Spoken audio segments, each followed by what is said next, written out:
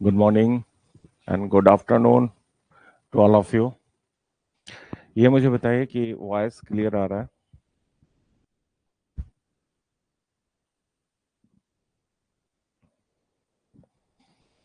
Voice clear है? हम्म।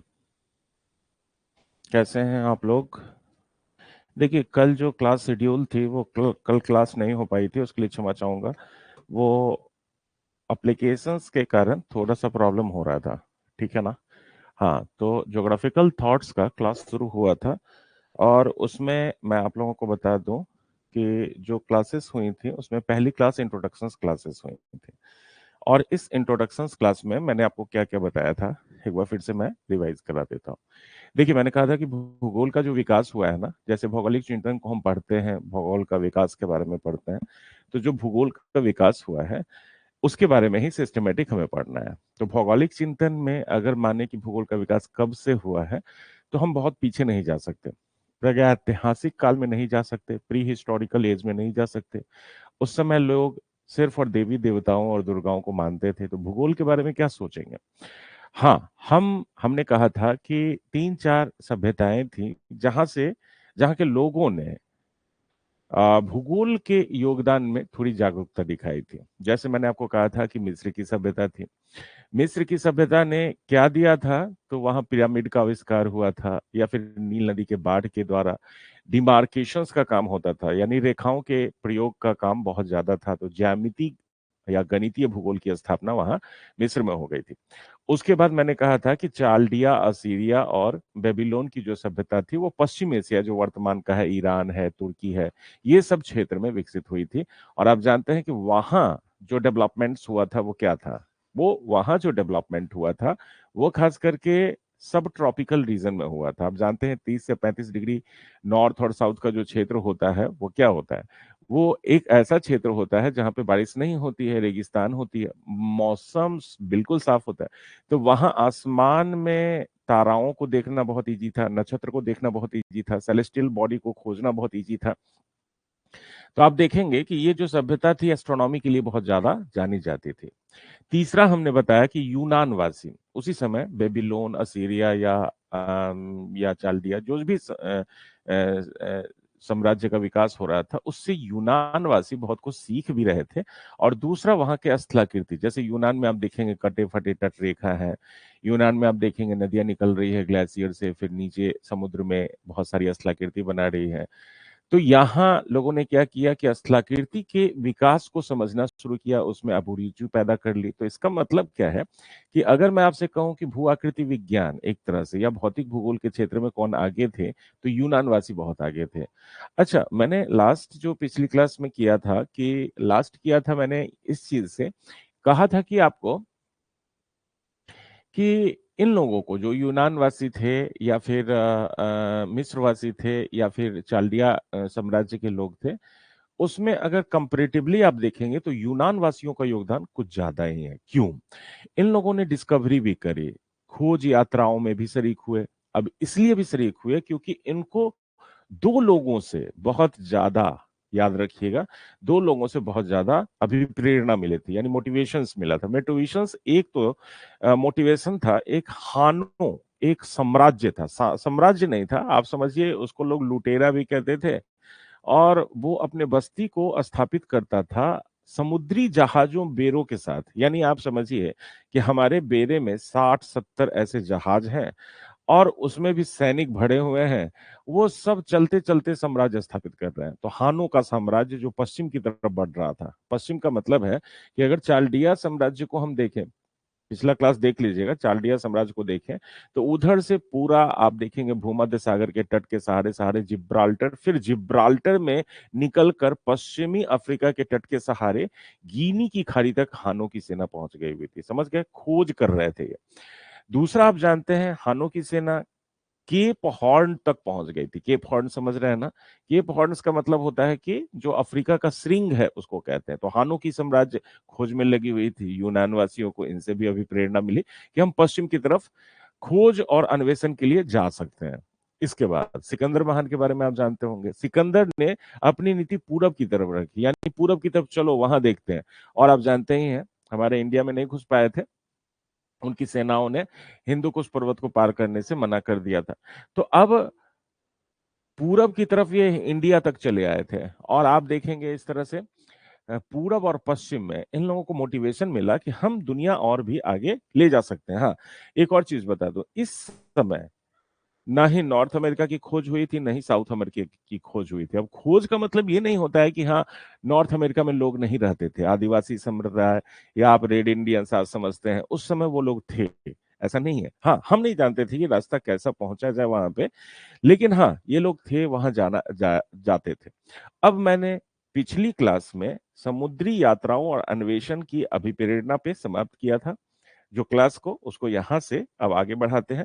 अब यहां से शुरू करना है आपको यूनान वासियों का योगदान। सबसे पहला जो टॉपिक है उसको देखते हैं।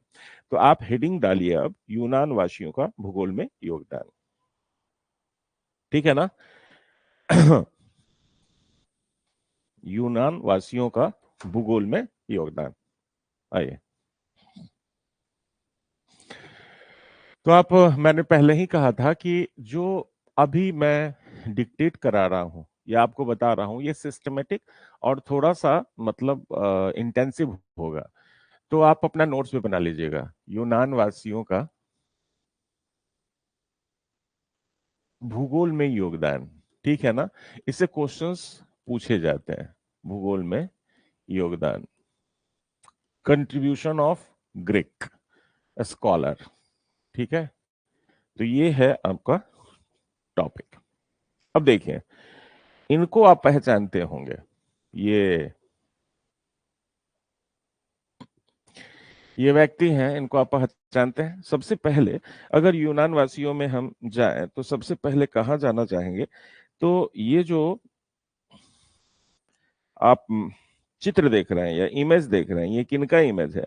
तो ये है, याद रखिएगा, किनका इमेज है? तो होमर के बारे में आपने नाम सुना होगा। किसके बारे में? तो होमर के बारे में आपने नाम सुना होगा, उन्हीं का ये इमेज है। अब होमर का कंट्रीब्यूशन क्या है, इसको हम देखेंगे। तो सबसे पहले आइए लिखिए होमर का योगदान। होमर,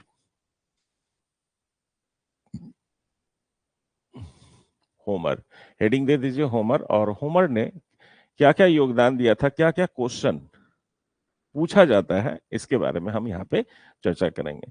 तो पहला पॉइंट्स जो आपसे क्वेश्चंस पूछा जाएगा, देखिए डेट के बारे में इनका पता नहीं है, कब जन्म लिए कब खत्म हो गए, इनके बारे में ये पता नहीं है। तो इनका जो, याद रखिएगा, समय काल है उसका निर्धारण का उल्लेख नहीं मिलता। समय अवधि पता नहीं, समय समय अवधि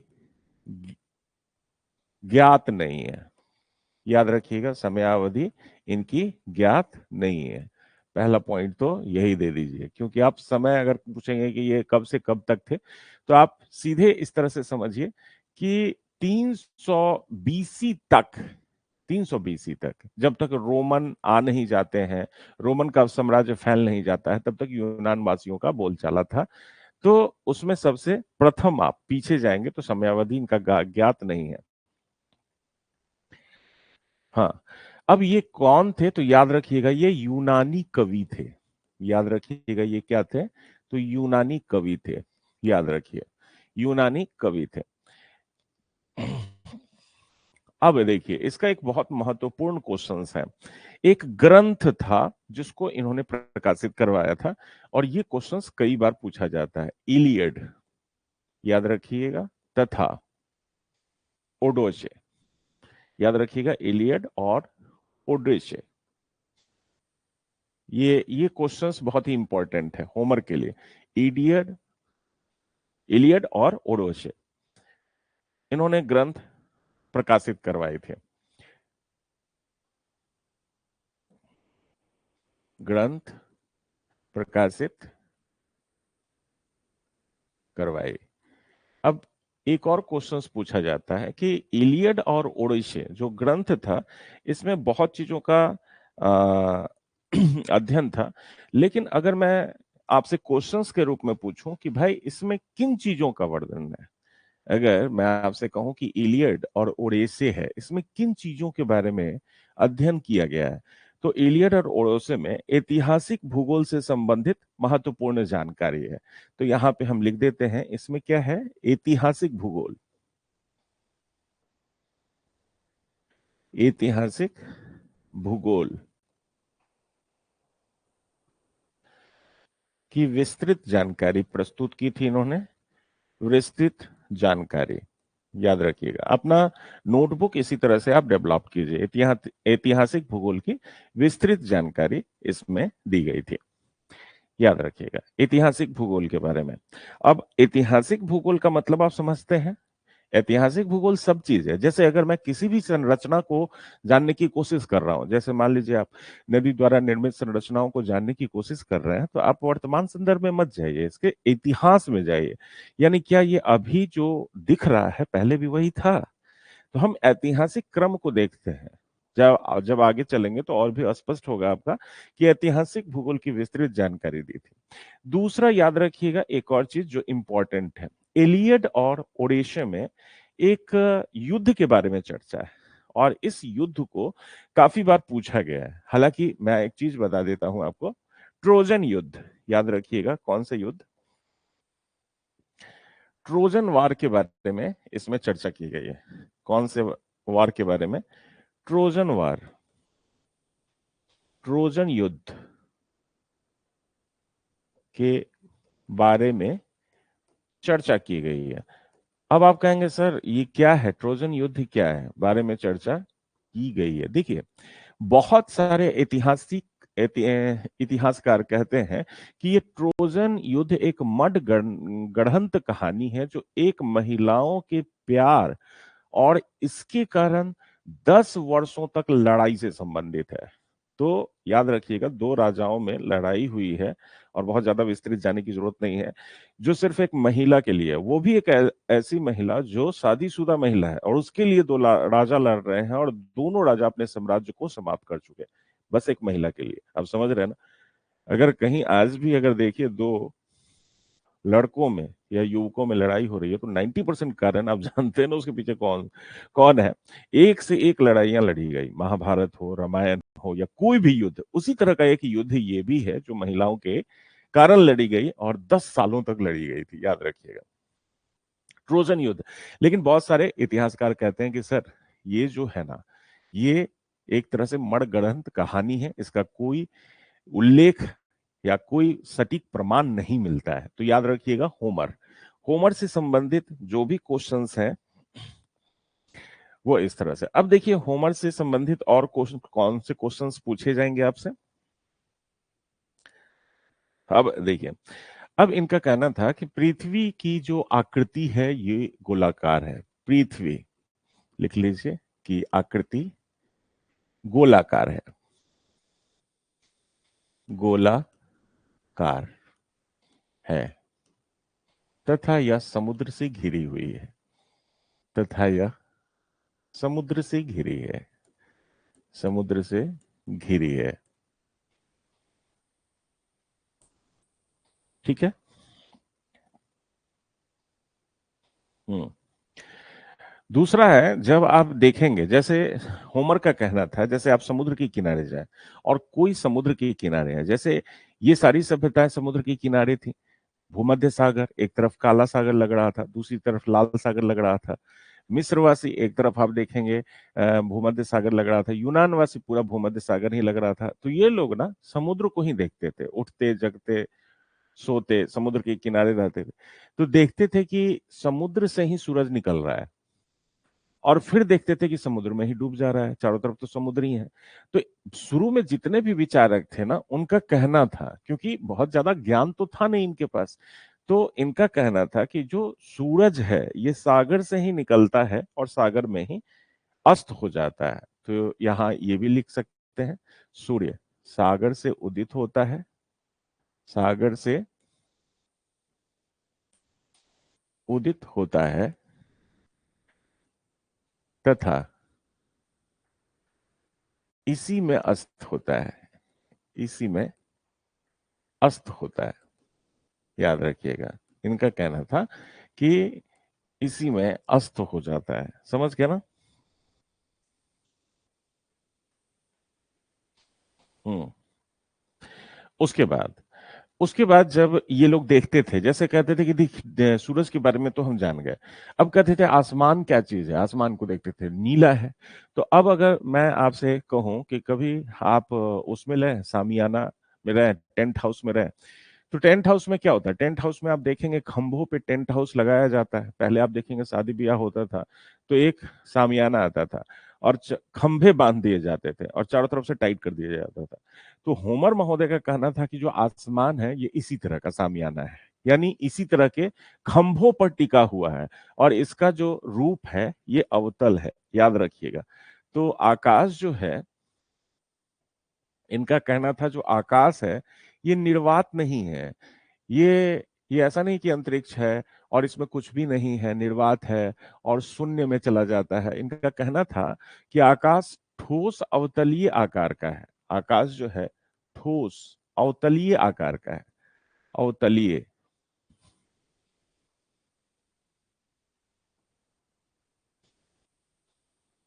अवतलीय आकार का है तथा खंभों पर टिका हुआ है।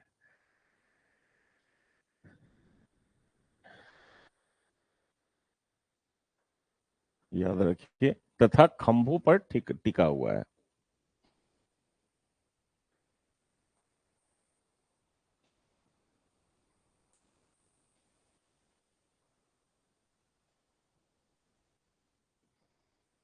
टिका है। और इनका कहना था ये जो खंभे हैं ना, ये जो खंभे हैं ये किसके अधिकार क्षेत्र में है? तो इनका कहना था जो खंभे हैं ये एटलस देवता है, उनके अधिकार में है। एटलस देवता के अधिकार में है। याद रखिएगा, एटलस देवता के अधिकार में है। याद रखिएगा। तो आकाश ठोस, ये याद रखिएगा, ये क्वेश्चन आपसे पूछा गया है।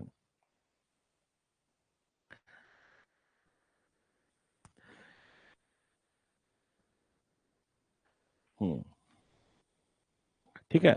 अब देखिए, सबसे पहले एक और चीज हम आपको बता दें। जब ये लोग थे, होमर की अगर बात करें, जब ये लोग थे तो क्या उस समय महाद्वीप का कॉन्सेप्ट था? देखिए, नॉर्थ अमेरिका और साउथ अमेरिका को तो कोई जानता ही नहीं था। समझ गए? हाँ। जब होमर की बात करें तो यूनानवासी थे, तो यूनानवासी का कहना था कि देखिए ऐसा करते हैं, जो एजियन सागर है ना, इनका कहना था कि जो एजियन सागर है, एजियन सागर आप जान रहे हैं, इटली का जो पश्चिम वाला तट है, जो एजियन सागर है, एजियन सागर से पश्चिम की अगर बात की जाए, इटली देख रहे हैं ना, इटली, इटली से अगर पश्चिम की बात की जाए, यूनान एक तरह से समझिए, यूनान से पश्चिम, यूनान देख रहे हैं ना, ग्रीस जिसको आप कह रहे हैं, उससे पश्चिम इन लोगों ने कहा कि यूरोप है। ठीक है ना? तो महाद्वीप अब पद नाम की चर्चा शुरू हो गई थी। तो होमर के समय में ही आप देखिएगा यूरोप और एशिया, ये दो महाद्वीप के बारे में चर्चा हुई कि दो महाद्वीप इस पृथ्वी पे हैं। याद रखिएगा। तो होमर के समय आप लिख लीजिएगा, इससे पहले इसकी चर्चा नहीं हुई थी। याद रखिएगा इस चीज को भी, कि इससे पहले इसकी चर्चा नहीं हुई थी। तो होमर के समय लिख लीजिए,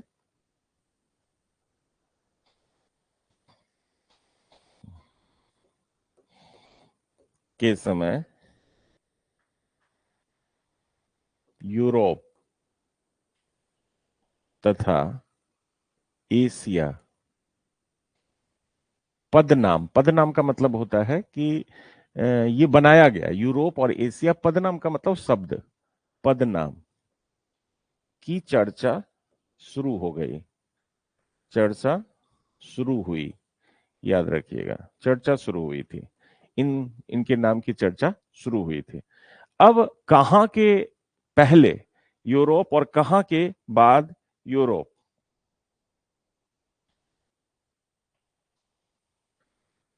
हाँ। तो अब देखिए, एजियन सागर तो आप समझ रहे हैं, यूनान वाला पार्ट। अब अगर कहा जाए एजियन सागर, एजियन सागर में सूर्यास्त वाले पार्ट को, सूर्यास्त वाले पार्ट को या वाले भाग को, सूर्यास्त वाले भाग को यूरोप तथा सूर्योदय वाले पार्ट को, सूर्योदय वाले पार्ट को, वाले भाग को एशिया कहा जाने लगा। एशिया, एशिया कहा गया। इस चीज को समझ रहे हैं? जैसे सपोज कीजिए आप एजियन सागर पे हैं, जैसे ग्रीक में है आप, ग्रीस वर्तमान जो ग्रीस था वही है। तो अगर मैं कहूं कि पूरब से सूर्योदय होता है, तो पूरब से सूर्योदय होने का मतलब है कि एशिया से हो रहा है। पूरब में एशिया है ना, तो जिधर से सूर्योदय हो रहा है उधर एशिया है, और जिधर सूर्यास्त हो रहा है उधर क्या है? उधर, आप समझ रहे हैं ना, उधर यूरोप का पार्ट्स हो गया। तो ये पद नाम की चर्चा शुरू हो गई थी। अब याद रखिए, बस इतना ही है होमर के बारे में। होमर के बारे में आपको इतना ही पढ़ना है। समझ गए ना? कौन कौन सा क्वेश्चन मैं आपको बता देता हूं, इंपॉर्टेंट है इसमें, जो आपके एग्जाम में आता जाता रहता है। आपको सबसे ज्यादा इंपॉर्टेंट है ये इलियड एंड ओडोसे, कई बार पूछा गया है, याद रखिएगा। तो ये सर्वाधिक महत्वपूर्ण है, इसको जरूर देख लीजिएगा, सर्वाधिक महत्वपूर्ण। समझ गए? सबसे ज्यादा महत्वपूर्ण क्वेश्चंस इससे पूछा गया है। दूसरा क्वेश्चंस पूछा गया है ट्रोजन युद्ध से। याद रखिएगा, ट्रोजन युद्ध का वर्णन किया गया है किसमें? इलियड एंड ओडेसे में। समझ गए? कभी यह विस्तार से नहीं पूछा जाता कि ट्रोजन युद्ध में किस चीज की चर्चा हुई। तो मैं आपको बता दिया ना कि मनगढ़ंत कहानी थी। उसके बाद ये कभी नहीं पूछा जाता है कि होमर ने आकृति गोलाकार कहा था या समुद्र से घिरी हुई थी। ठीक है, हाँ, लेकिन ये चीज याद रखिएगा, ये जो क्वेश्चंस है ना, ये वाला क्वेश्चंस, ये है मोस्ट इंपॉर्टेंट क्वेश्चन। क्योंकि मोस्ट इंपॉर्टेंट यानी आकाश ठोस अवतलीय आकार का है। अवतल, समझ रहे हैं ना? ठोस अवतलीय आकार का है। जैसे ऐसे मैं अगर इस चीज को बना दूं अवतल नुमा, और कहूं कि भाई ये जो अवतल आकाश है ना, इसी के नीचे हम लोग रहते हैं, समझ लीजिए, इसी के नीचे हम लोग रहते हैं। समझ रहे हैं ना? तो ये इनका कहना था। और ये खंभे, ये जो खंभा है ना, ये खंभा, ये एटलस देवता के अधिकार क्षेत्र में है। एटलस देवता के अधिकार क्षेत्र में, ठीक है, अधिकार में।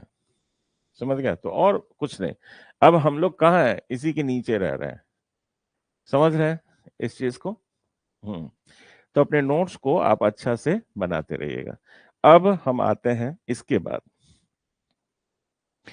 इसके बाद थेल्स के बारे में हम पढ़ते हैं। थेल्स, आइए, थेल्स में आइए, थेल्स, थेल्स के बारे में पढ़ते हैं।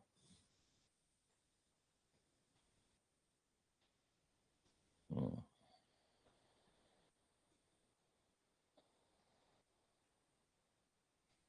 आइए,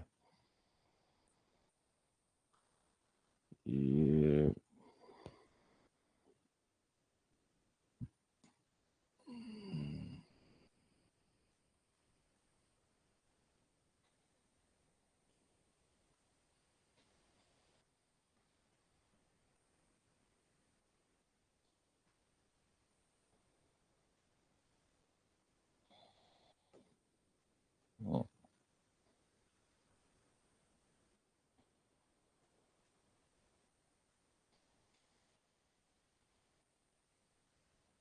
देखिए, मैं आपको बता देता हूँ, थोड़ा सा पिक्चर ये अलग हो गया, लेकिन थेल्स में आइए, थेल्स में आइए।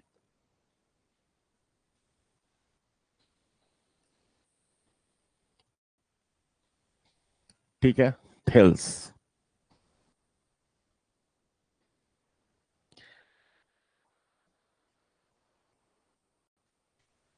ठीक है, पूरा नोट्स बना लीजिएगा, थेल्स के बारे में पढ़ते हैं। थेल्स, अब देखिए थेल्स ने से इंपॉर्टेंट क्वेश्चंस क्या क्या पूछे जाएंगे। हाँ, अब ये पहला जो क्वेश्चंस पूछा जाता है, जैसे कहा जाता है कि जो इनका जो समय अवधि है, समयावधि जिसको टाइम पीरियड कहते हैं, ये क्या है? समयावधि 700 बीसी, 700 बीसी, यानी ईसा पूर्व की बात कर रहे हैं। उस समय एग्जैक्ट पूरा डेट तो नहीं पता है, लेकिन हाँ 700 बीसी में। दूसरा, ये एक यूनान विचारक है। यूनान विचारक, यूनान कहते थे ग्रीक को, यूनान विचारक। तथा तथा याद रखिएगा, ज्यामिति प्रमेयों का जनक कहते हैं इनको। ज्यामिति, ज्यामिति जानते हैं ना, गणित। ज्यामिति प्रमेय, प्रमेय तो बहुत सारा अब जानते हैं, इक्वेशन के जनक कहलाते हैं। याद रखिएगा, ये बहुत इंपॉर्टेंट क्वेश्चंस है। ये जो क्वेश्चन है ये बहुत इंपॉर्टेंट क्वेश्चन है। ज्यामिति प्रमेय के जनक, समझ गए?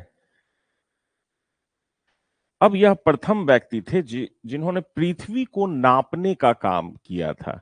याद रखिएगा, प्रथम व्यक्ति, प्रथम व्यक्ति जिन्होंने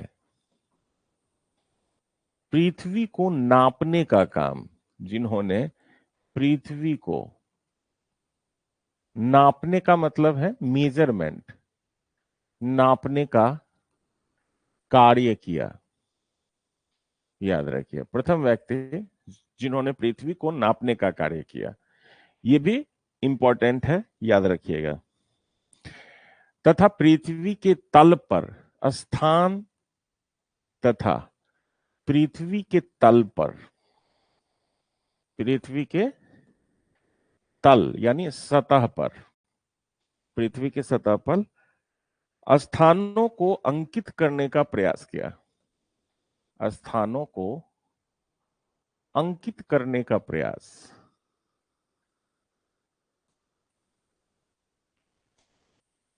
ठीक है, प्रयास।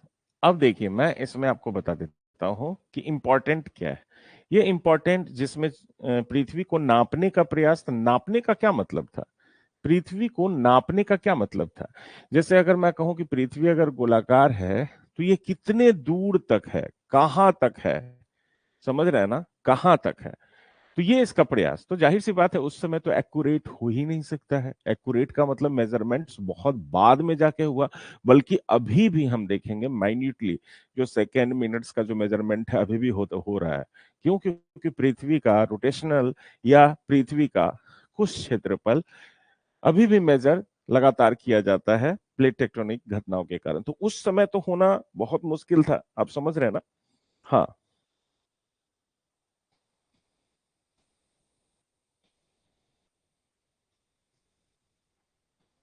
हम्म। अब देखिए, एक क्वेश्चंस कई बार आपसे पूछा जाता है, इनमें से यूनान का कौन सा विचारक था जो मिस्र के पुजारियों से बहुत प्रभावित था? मिस्र के पुजारियों से बहुत ज्यादा प्रभावित था। तो यहां आप लिख सकते हैं, मिस्र के पुजारियों से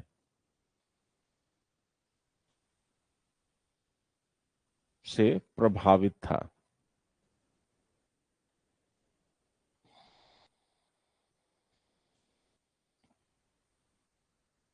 हम्म, ठीक है, मिस्र के पुजारियों से प्रभावित था। दूसरा, ये जो पृथ्वी है ना, ये पानी में तैरती तस्तरी है। इनका कहना था कि पृथ्वी पानी में तैरती तस्तरी है। याद रखिए ये, तो ये भी क्वेश्चन इंपॉर्टेंट है। पृथ्वी पानी में तैरती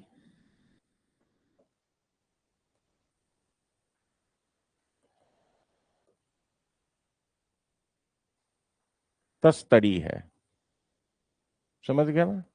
पृथ्वी पानी में तैरती तस्तरी थी। तस्तरी ये कल्पना था। हाँ, समझ गया। तो ये क्वेश्चंस भी इंपॉर्टेंट है, और ये क्वेश्चन पूछा नहीं गया है लेकिन आप याद कर सकते हैं। इसके अलावा याद रखिए, एक ग्रहण था, जो याद रखिएगा ये बहुत ही इंपॉर्टेंट क्वेश्चन है, कि एक ग्रहण है जिसकी भविष्यवाणी इन्होंने की थी 28 मई 585, याद रखिएगा 28 मई 585, वो भी बीसी में, याद रखिएगा कब, तो बीसी में सूर्य ग्रहण के भविष्यवाणी के लिए इन्हें जाना जाता है। सूर्य ग्रहण के भविष्यवाणी, इन्होंने भविष्यवाणी की थी, कल्पना करके बता दिया था, भविष्यवाणी के लिए जाना जाता है, याद रखिएगा भविष्यवाणी के लिए इन्हें इन्हें जाना जाता है, याद रखिएगा। समझ गए? ये भी एक इंपॉर्टेंट क्वेश्चन है, तो इसको जरूर याद रखिएगा, ये क्वेश्चंस भी पूछा गया है। तो 28 मई 585 बीसी सूर्य ग्रहण के भविष्यवाणी के लिए जाना जाता है। वीवीआई लिख देता हूं, यानी इंपॉर्टेंट क्वेश्चंस में इसको शामिल। उसके बाद एक और चीज पूछा जाता है, इनका एक कथन है। कथन का मतलब, कथन बहुत सारा कथन, याद रखिएगा जो स्टेटमेंट किसी अगर जोग्राफर ने दिया है या स्कॉलर ने दिया है, तो ये था, सभी वस्तुओं का सार जल है। इनका क्या कहना था? सभी वस्तुओं का सार जल है, जल नहीं तो कुछ भी नहीं, सभी वस्तुओं का सार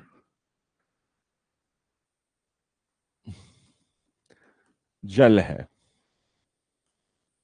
ठीक है, याद रखिएगा ये कथन, सभी वस्तुओं का सार जल है, ये थेल्स के द्वारा कहा गया था, थेल्स के द्वारा कहा गया था।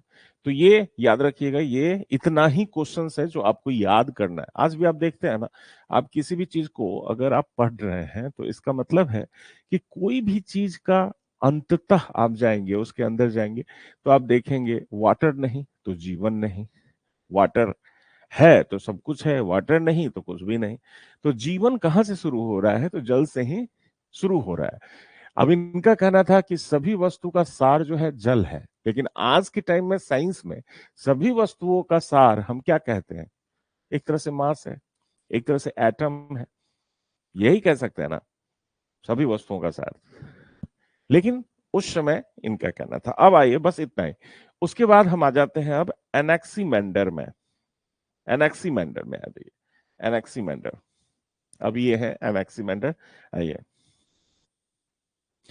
एनेक्सीमेंडर का योगदान हम देखते हैं क्या है।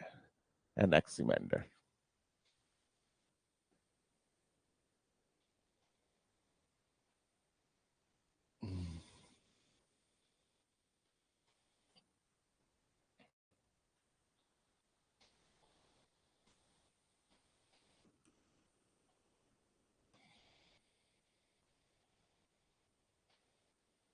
एनेक्सीमेंडर में आए। इनके द्वारा इंपॉर्टेंट कौन कौन सा क्वेश्चन है जो आपको बताया जाएगा?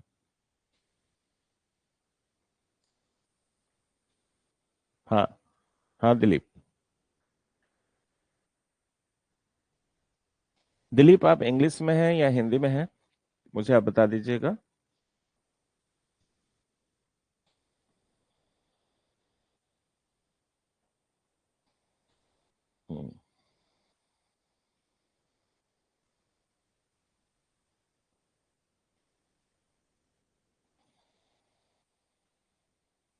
हम्म, एनेक्सीमेंडर।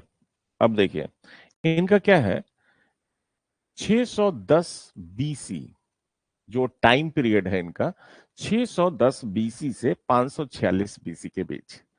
ठीक है, 546 बीसी के बीच। ठीक है ना, ये इनका। अब यहां से आप देखेंगे कि बहुत सारा चीज शुरू हो गया था। समझ गया ना? हम्म। यहाँ पे आप देखेंगे 610 बीसी से 546 बीसी के बीच, तो समय अवधि इनका कंफर्म हो गया था। एक क्वेश्चन इनके लिए बहुत ज्यादा इंपॉर्टेंट है, विश्व का प्रथम मानचित्र तैयार करने का श्रेय जाता है। तो यहाँ पे लिख दीजिए, विश्व का प्रथम मानचित्र, प्रथम मानचित्र तैयार किया, यानी फर्स्ट मैप, वर्ल्ड मैप, विश्व का प्रथम मानचित्र तैयार किया।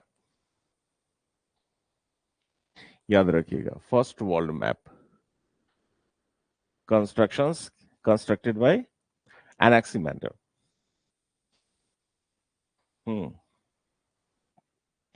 अब ये जो प्रथम जो विश्व का वर्ल्ड मैप तैयार किया था, उसमें याद रखिएगा, उसमें यूनान मध्य में था।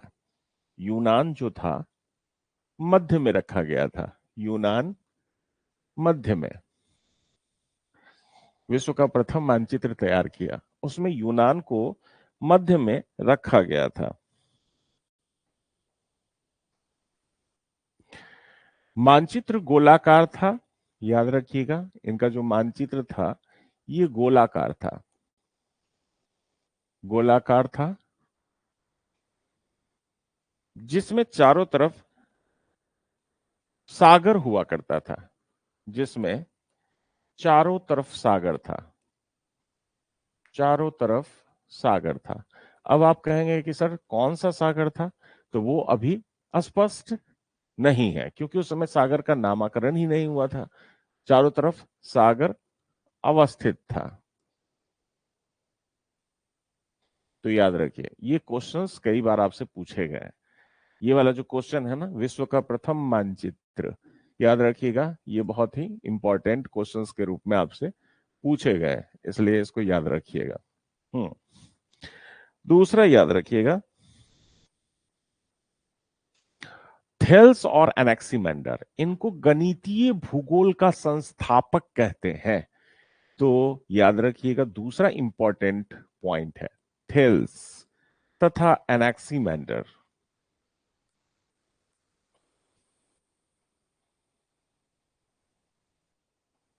मैंडर को गणितीय भूगोल, मैथमेटिकल ज्योग्राफी का संस्थापक कहते हैं, यानी फाउंडर ऑफ मैथमेटिकल ज्योग्राफी। ठीक है,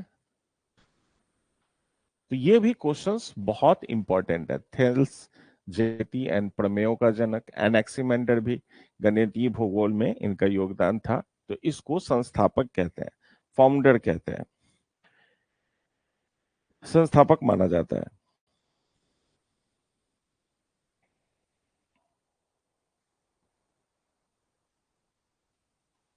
हम्म अब देखिए, एक और क्वेश्चंस मैं आपको बता देता हूं, जरा समझ जाइए। एक और क्वेश्चंस आपको मैं बता देता हूं इनके बारे में।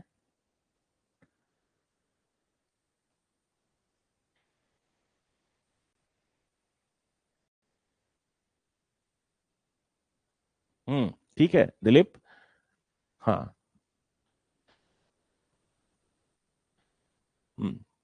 ठीक है, तो यहाँ पे मैं बोल देता हूँ जितना भी चीज है।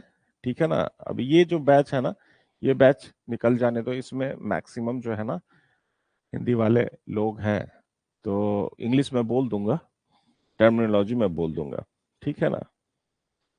अब इनका कहना था, जो पृथ्वी बेलनाकार है, सिलेंड्रिकल शेप की है, पृथ्वी बेलनाकार है, बेलनाकार सबसे अलग इनका मत था। पृथ्वी बेलनाकार है तथा स्वतंत्र रूप से, तथा स्वतंत्र रूप से, स्वतंत्र रूप से, याद रखिएगा, अंतरिक्ष में तैर रही है, स्वतंत्र रूप से अंतरिक्ष में तैर रही है।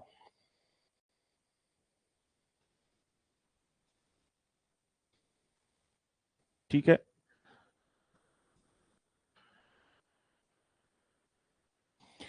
उसके बाद इनका यह भी कहना था कि पृथ्वी ब्रह्मांड के केंद्र में, पृथ्वी यानी ब्रह्मांड का मतलब क्या होता है, यूनिवर्स, इसके सेंटर में है, ब्रह्मांड के केंद्र में है।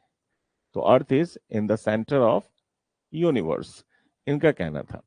पृथ्वी बेलनाकार है, बेलनाकार का मतलब समझ रहे हैं ना आप, ये क्या है, सैलिंड्रिकल शेप की है, समझ गए।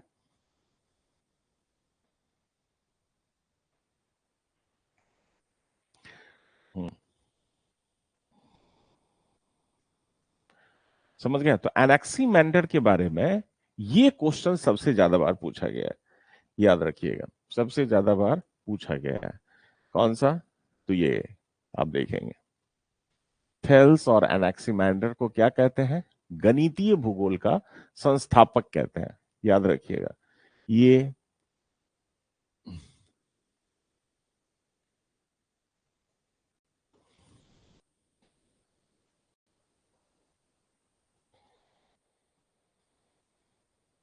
हम्म, समझ गए?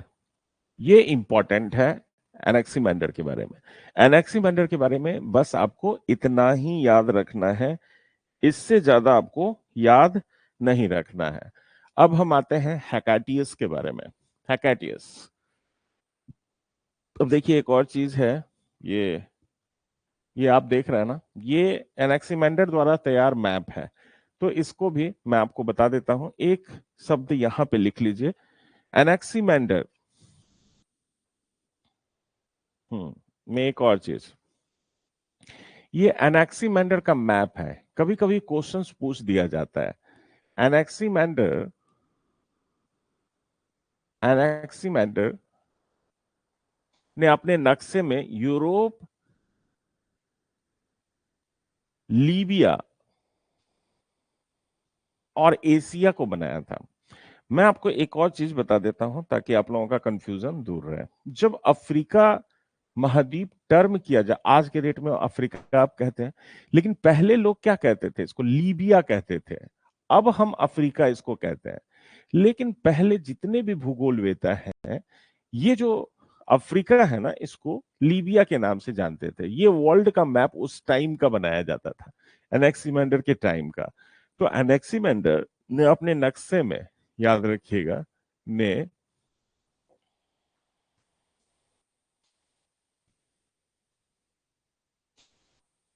अपने नक्शे में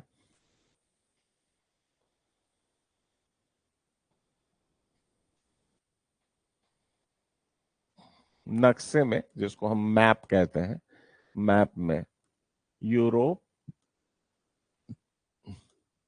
एशिया तथा लीबिया, याद रखिएगा, लीबिया को दर्शाया है। तो ये एनेक्सीमेंडर का मैप है, याद रखिएगा। तो बस इतना आप लिख लीजिए। हाँ, ये आप अगर चाहें तो बना सकते हैं इस मैप को इस तरह से, बीच में मेडिटेरियन सी है, काला सागर है, और यूरोप है, इधर नाइल रिवर है। समझ गया ना? तो पहले लाल सागर के बारे में जितनी चर्चा नहीं होती थी, नील नदी के बारे में उतनी चर्चा होती थी, क्योंकि मिस्रवासी उस समय थे, याद रखिएगा। अब हम बात करेंगे हैकाटियस। आइए हैकाटियस पे आए। यहां तक ठीक है? यहां तक ठीक है? और मुझे बताइए, क्या क्लास के स्पीड को हम यही रखें? आप लोगों के लिए ठीक है? वैसे मैक्सिमम लोग रिकॉर्डिंग देख रहे हैं, और मैं आपको बता दूं कि इस बैच में मैक्सिमम जो लोग हैं, ये टीचर हैं, कुछ लोग हैं जो असिस्टेंट प्रोफेसर हैं, और जो जेआरएफ के लिए दे रहे हैं। तो मैक्सिमम लोग रिकॉर्डेड क्लासेस को देख रहे हैं। हम्म। अब आइए नेक्स्ट, हैकाटियस के बारे में हम देखते हैं। हैकाटियस, याद रखिएगा, इतना जितना मैं लिखवा रहा हूं, इतना जरूर आप याद करके चलते रहिए। हाँ, कमलेश, थैंक यू। हेकाटियस में आए, हेकाटियस।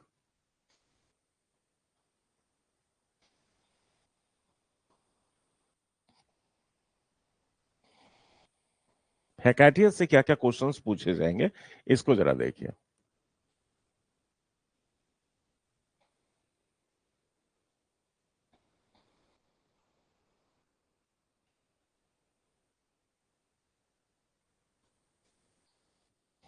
ठीक है, इनका जो समय अवधि है, एक तरह से माना जाता है कि 500 बीसी से 600 बीसी, सॉरी, उल्टा लिख दिया मैंने। 600 बीसी से 500 बीसी, ये ज्यादा पुराना हुआ, ये हुआ। तो 600 से 500 ईस्वी पूर्व।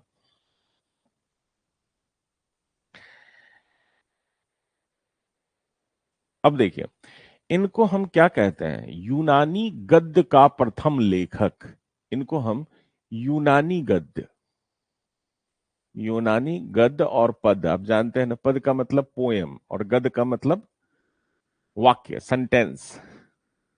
तो यूनानी गद्य का प्रथम लेखक कहा जाता है, प्रथम लेखक। इनको हेकेटियस को कहा जाता है, यूनानी गद्य का प्रथम लेखक इनको कहते हैं। हम्म।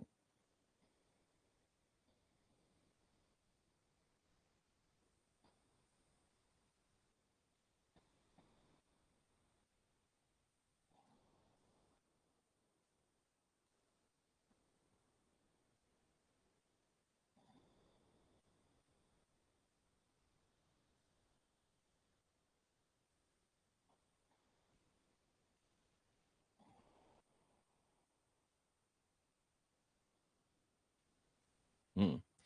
तो गद्य और पद, पद का मतलब क्या है, पोयम को क्या कहेंगे, पद कहेंगे। अगर मैं आपसे कहूं कि पद्य क्या कहलाता है, पद का मतलब होता है पोयम, और पोयम से बनता है पोएट्री। ठीक है, पोएट्री, समझ गए। और गद्य का मतलब क्या होता है, प्रोज। गद्य का मतलब क्या होता है, जैसे वाक्य, और वाक्य पोयम, प्रूज, प्रोज इसको कहते हैं, गद्य और पद। तो यूनानी गद्य का, इनको हम क्या कहते थे, प्रथम लेखक कहते थे।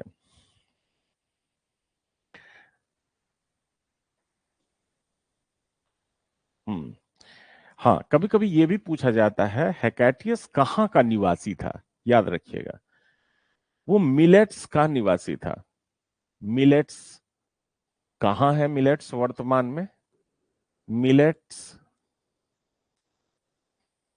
का निवासी, कहाँ का निवासी था, तो मिलेट्स का निवासी था। अब ये मिलेट्स वर्तमान में कहाँ है, तो पूछा जा सकता है कि मिलेट्स कहाँ है। तो वर्तमान में ये तुर्की में अवस्थित है। तो यहाँ कोष्ट में आप लिख लीजिए कि वर्तमान तुर्की में अवस्थित, तुर्की में अवस्थित। अभी अगर देखेंगे मिलेट्स तो कहाँ है, ये तुर्की में अवस्थित है वर्तमान में। तो ठीक है, तो ये इंपॉर्टेंट हो गया एक क्वेश्चन, यूनानी गद्य, ये इंपॉर्टेंट हो गया, याद रखिएगा, यूनानी गद्य ये इंपॉर्टेंट है, इसको आप याद रखिएगा, इंपॉर्टेंट। मिलेट्स का निवासी है, कभी कभी आपसे पूछा भी जा सकता है, नहीं पूछा जा सकता है। अब इनकी एक पुस्तक है जो बहुत ही फेमस पुस्तक है, उसके बारे में कई बार पूछा गया है, और जिसके कारण इनको फादर ऑफ ज्योग्राफी भी कहते हैं। तो इनकी जो प्रसिद्ध पुस्तक है, याद रखिएगा, कौन सी है, इनकी जो प्रसिद्ध पुस्तक है, ये जस प्रियोडस है। याद रखिएगा, क्या है, जस प्रियोडस। समझ गए, ये जस प्रियोडस, हिंदी में भी आप इसको लिख सकते हैं। इसका मतलब क्या होता है, इसका मतलब होता है पृथ्वी का वर्णन। इसको हम क्या कहते हैं, इसको हम पृथ्वी का वर्णन। जस्ट प्रियोडिस क्या है, इसमें पृथ्वी का वर्णन किया गया है। और इसका जो प्रकाशन हुआ था, कब हुआ था, जो 6वीं शताब्दी का मतलब बीसी में हम बात कर रहे हैं, ईसा के पूर्व के अंत तक हुआ था, अंत तक इसका जो प्रकाशन हुआ था। जस्ट पीरियोडस, ये काफी इंपॉर्टेंट क्वेश्चन है, याद रखिएगा। जस्ट पीरियोडस अभी ही याद कर लीजिए, जस्ट पीरियोडस ये हेकाटियस का ये पुस्तक है। इसलिए पृथ्वी का सबसे पहला वर्णन, और ज्योग्राफी का मतलब ही होता है पृथ्वी का वर्णन, तो ज्योग्राफी का पहला वर्णन किसने किया है, तो इन्होंने ही कहा गया। अतः इन्हें हम क्या कहते हैं, फादर ऑफ ज्योग्राफी, भूगोल के पिता के रूप में जानते हैं, भूगोल के पिता के रूप में जानते हैं, याद रखिएगा, भूगोल के पिता के रूप में जानते हैं, याद रखिए। समझ गया ना? समझ गए?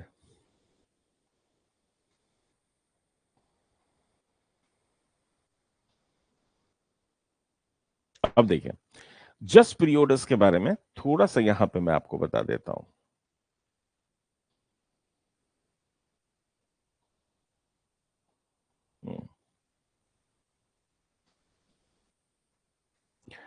तो ये जो जस्ट पीरियडस है, इसका कार्य 2 वॉल्यूम में था, ठीक है। तो यहां पे आप लिख सकते हैं जो हेकेटियस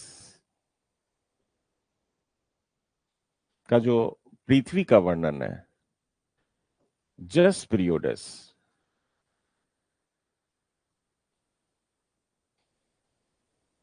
जस्ट पीरियोडस, ये जो किताब लिखी गई थी जस्ट पीरियोडस, 2 वॉल्यूम में है, 2 खंडों में अवस्थित है, 2 खंडों में प्रकाशित हुए हैं। 2 खंड का मतलब समझिए कि एक खंड बना दिया उन्होंने किसके लिए, मान लीजिए यूरोप के लिए।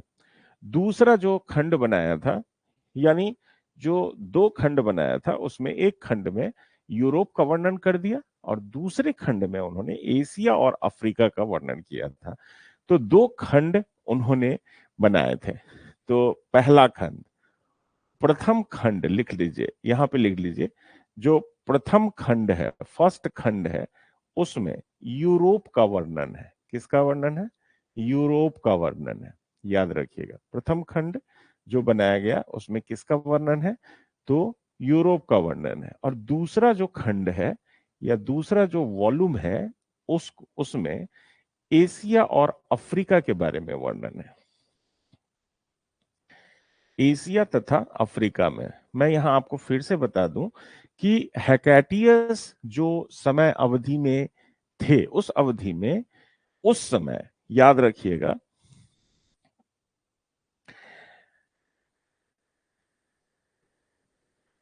दो ही महाद्वीप के बारे में चर्चा हो रही थी। हम वर्तमान संदर्भ में अगर कहें तो ये खंड यूरोप के लिए था और ये खंड एशिया तथा अफ्रीका, जिसमें मुख्य रूप से इनको सम्मिलित करके लीबिया कहा जाता था। तो मैंने आपको क्या कहा था? अफ्रीका और यूरोप, अफ्रीका और यूरोप।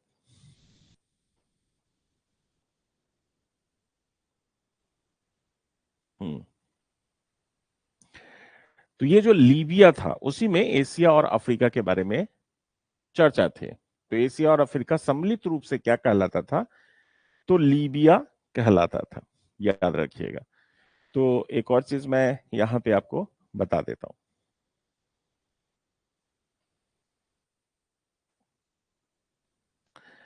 तो इसका मतलब इन्होंने 2 महाद्वीपों की चर्चा की थी इसमें। तो यहां पे लिख लीजिए, 2 महाद्वीप की चर्चा है इसमें, 2 महाद्वीप की चर्चा।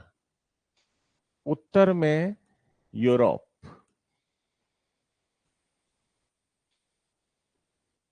तथा दक्षिण में लीबिया,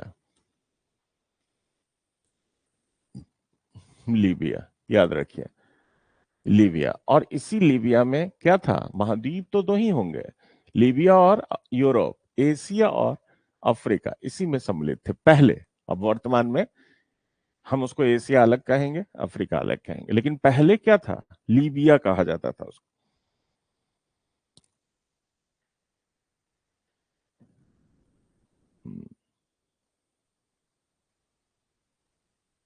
अब देखिए, अपना जो इन्होंने लिखा था लीबिया के बारे में, तो याद रखिएगा जो लीबिया वाला क्षेत्र है, लीबिया वाला क्षेत्र है इनका, एशिया और अफ्रीका जिसमें शामिल है, इसमें याद रखिएगा सब सर्वाधिक चर्चा किसके बारे में की थी?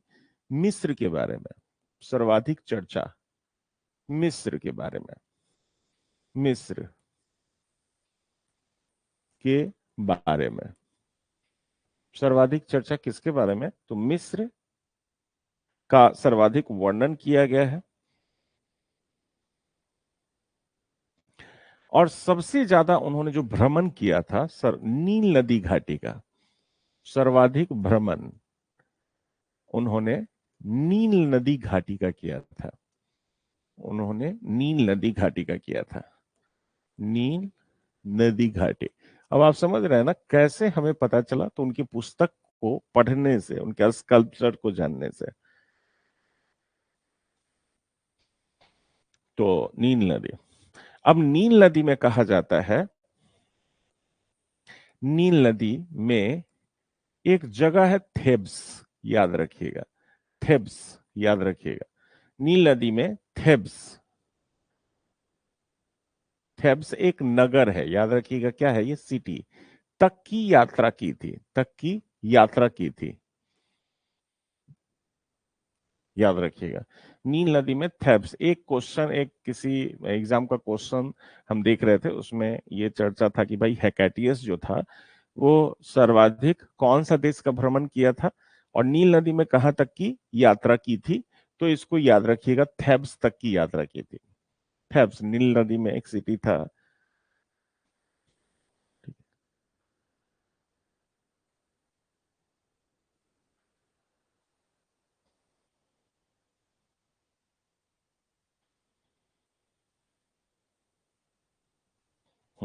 अब दूसरा याद रखिएगा, जो हेकाटियस ने मानचित्र तैयार किया था, याद रखिएगा, हेकाटियस का जो मानचित्र था वो किसके मानचित्र पे आधारित था? ये क्वेश्चन आपसे पूछा जाता है।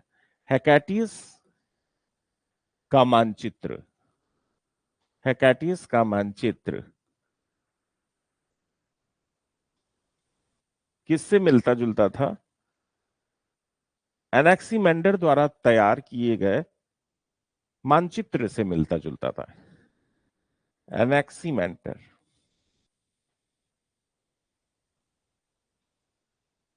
के मानचित्र से मिलता जुलता था।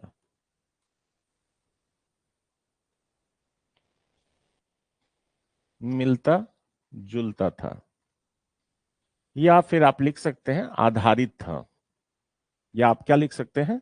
उसी पे आधारित था।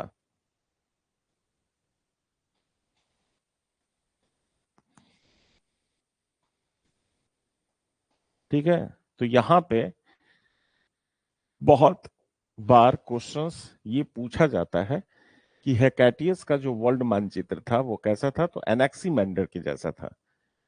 तो पहला वर्ल्ड मैप इसने तैयार किया था।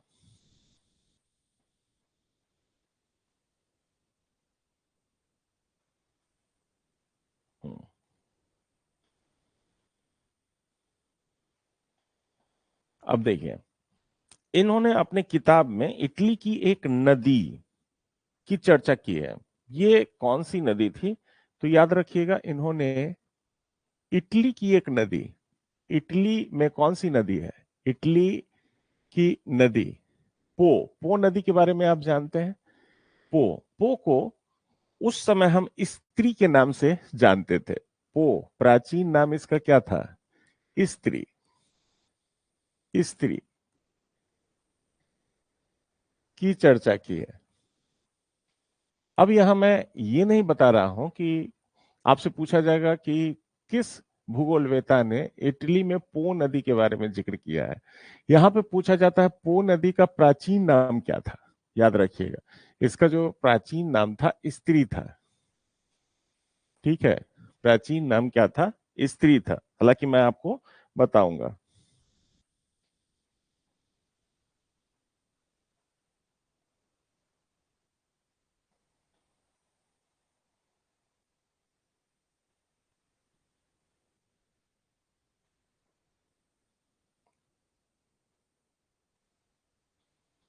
अब देखिए,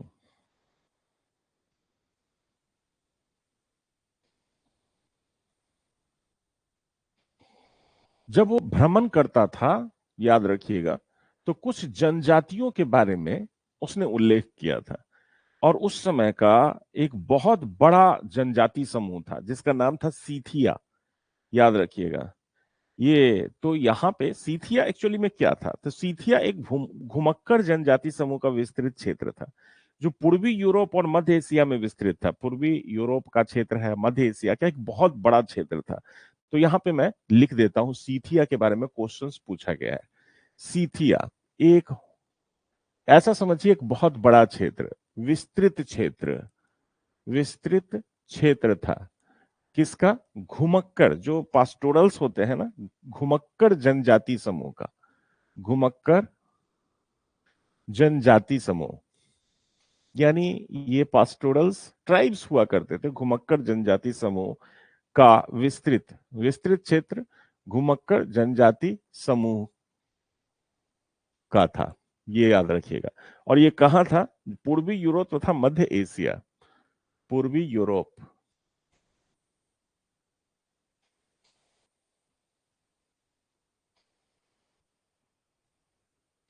तथा मध्य एशिया में विस्तृत था। ठीक है, तो मध्य एशिया में आज भी आप देखते हैं ये पास्टोरल्स पाए जाते हैं, यानी जैसे कजाक, ये सब क्या थे? ये उस समय अगर आप कजाक को देखते तो ये क्या थे? कजाकिस्तान वाले क्षेत्र में या मध्य एशिया वाले क्षेत्र में ये सीथिया क्षेत्र हुआ करता था। समझ गया ना? तो इन्होंने सीथिया के, एक जनजाति थी, तो सीथिया जनजाति बहुत प्रसिद्ध जनजाति थी। सीथिया जनजाति, सीथिया क्षेत्र में रहने वाली एक जनजाति, याद रखिएगा। मलेच्छनी तथा मलेच्छनी तथा डंडारी जनजाति समूह के बारे में उल्लेख किया है। जनजाति समूह के बारे में उल्लेख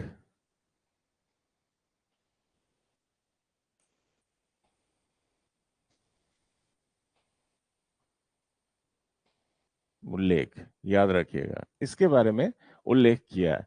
ये बहुत ज्यादा इंपॉर्टेंट क्वेश्चन नहीं है, कभी पूछा नहीं जाता है, लेकिन मैं आपको बता देता हूं, सीथिया के बारे में चर्चा किया गया है बहुत बड़ा। तो डंडारी और मलेच्छनी जनजाति ट्राइब्स हुआ करते थे उस समय, याद रखिएगा, ये ट्राइब्स हुआ करते थे उस समय के।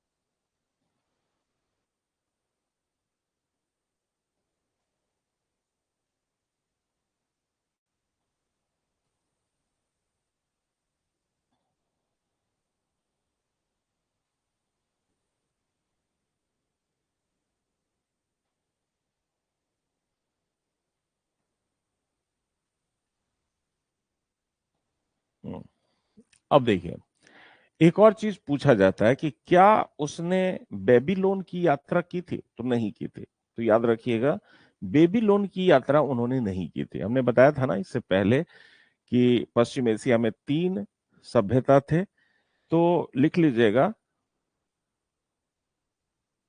उन्होंने बेबीलोन की यात्रा नहीं की थी। बेबीलोन की यात्रा नहीं की थी। बेबीलोन की यात्रा नहीं।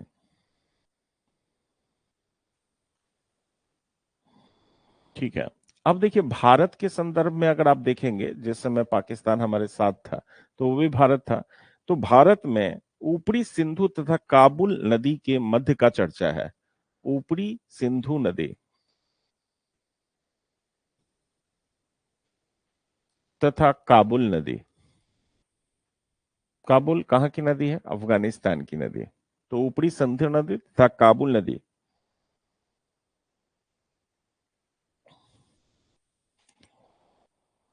का उल्लेख याद रखिएगा। और एक जनजाति थी गंधार, गांधारी जनजाति, गांधारी जनजाति का उल्लेख मिलता है उसमें, याद रखिएगा, गांधारी जाति का उल्लेख मिलता है उसमें।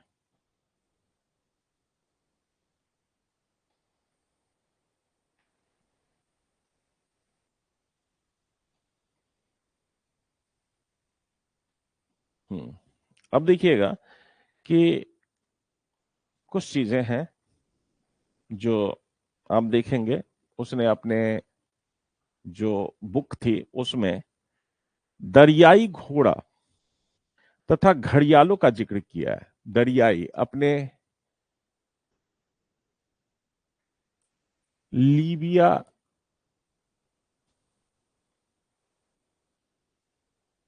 वॉल्यूम 2, यानी वॉल्यूम 2 में क्या था, लीबिया का उल्लेख था। इसमें दरियाई घोड़ा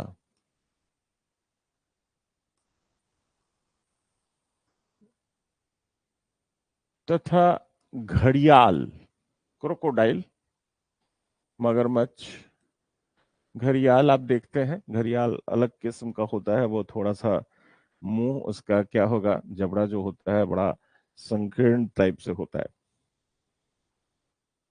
का जिक्र।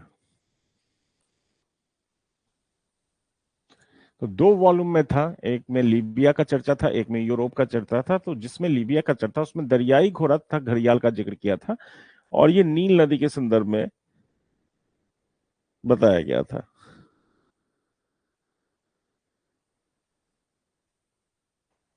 ठीक है, तो ये आपका था।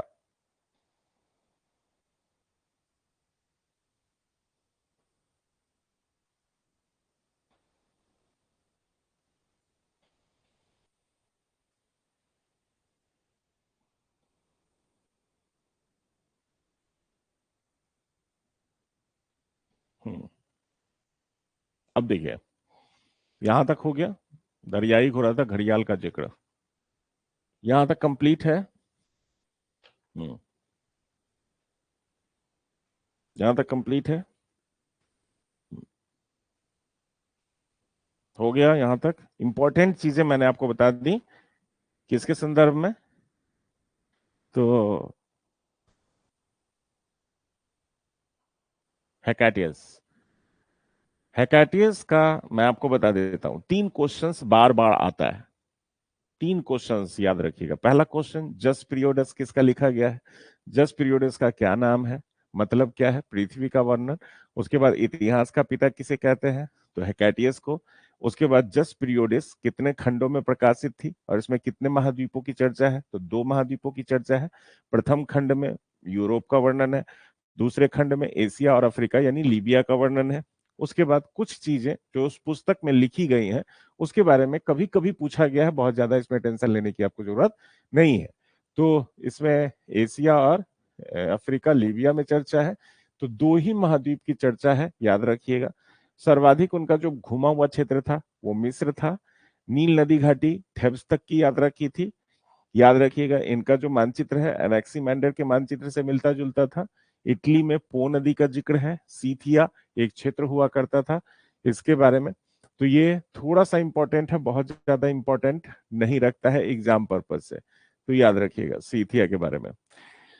उसके बाद आप देखिएगा, उसके बाद जो ये है भारत के संदर्भ में, ये ऊपरी सिंधु नदी तक का जिक्र मिलता है। जैसे आप यूनान क्षेत्र से अगर भारत की तरफ आते हैं, तो सिंधु का जो ऊपरी क्षेत्र है जिसमें पाकिस्तान वाला क्षेत्र आता है, या काबुल नदी का वाला क्षेत्र है, उस बीच में गांधारी जनजाति जाति रहती थी।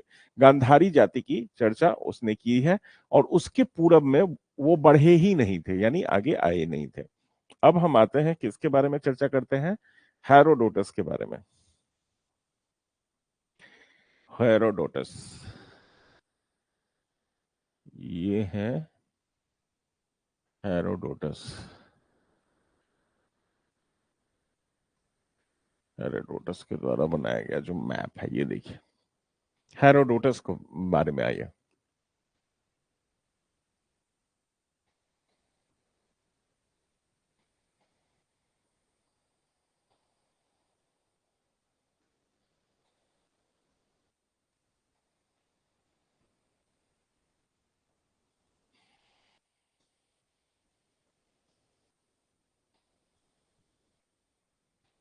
हेरोडोटस।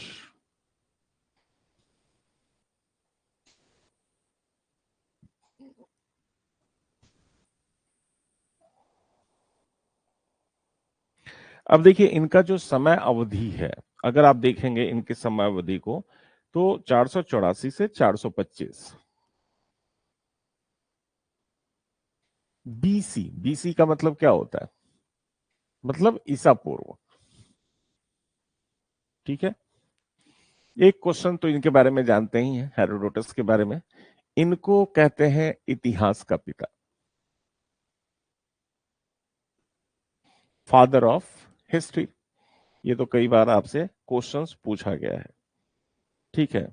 दूसरा एक इंपॉर्टेंट क्वेश्चंस पूछा जाता है, याद रखिएगा। संपूर्ण इतिहास को भौगोलिक दृष्टि से समझा जाना चाहिए। संपूर्ण, उनका कहना था कि संपूर्ण इतिहास को, ये कथन था, भौगोलिक दृष्टि से,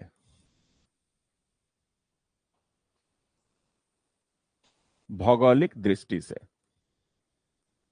याद रखिए, तथा संपूर्ण भूगोल को, तथा संपूर्ण भूगोल को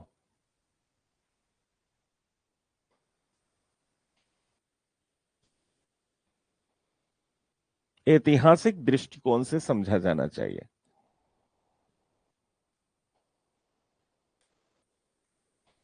दृष्टिकोण से समझा जाना चाहिए।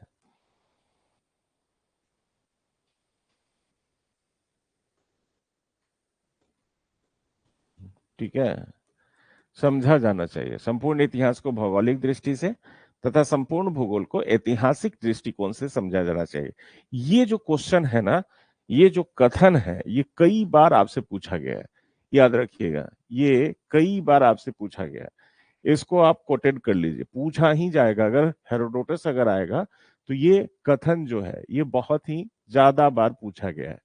संपूर्ण इतिहास को भौगोलिक दृष्टि से तथा संपूर्ण भूगोल को ऐतिहासिक दृष्टि से। हम्म।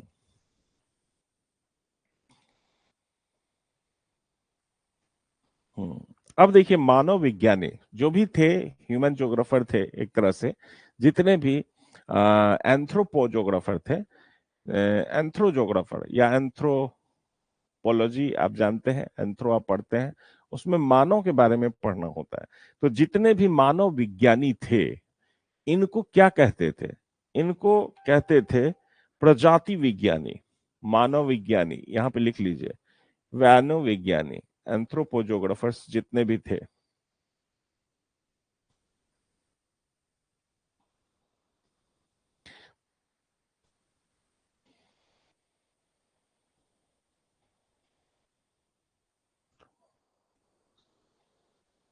एंथ्रोपोजोग्राफर ये जितने भी थे, इनको प्रजाति विज्ञानी कहते थे। अग्रणी प्रजाति विज्ञानी। याद रखिए, प्रजाति विज्ञानी का क्या मतलब होता है? प्रजाति विज्ञानी कहते थे, इनको कहते हैं एथनोजोग्राफर। एथनोजोग्राफर।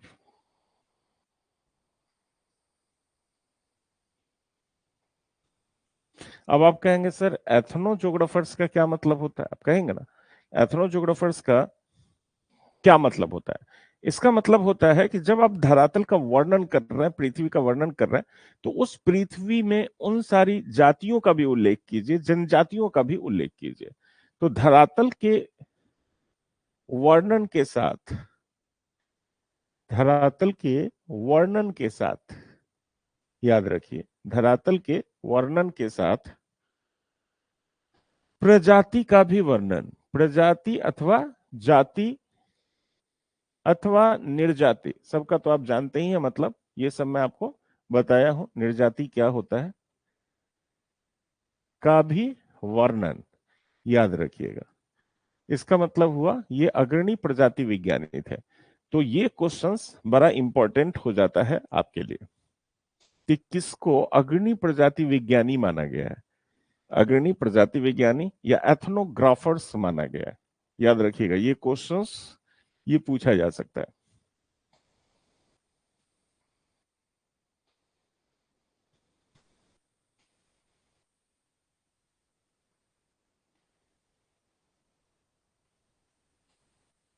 ठीक है।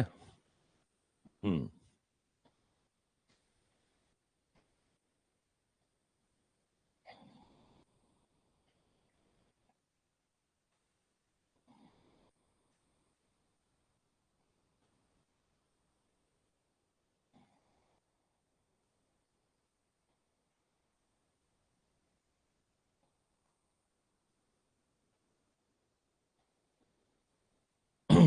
अब देखिए, इनका जो आरंभिक जीवन था एथेंस नगर में बीता था।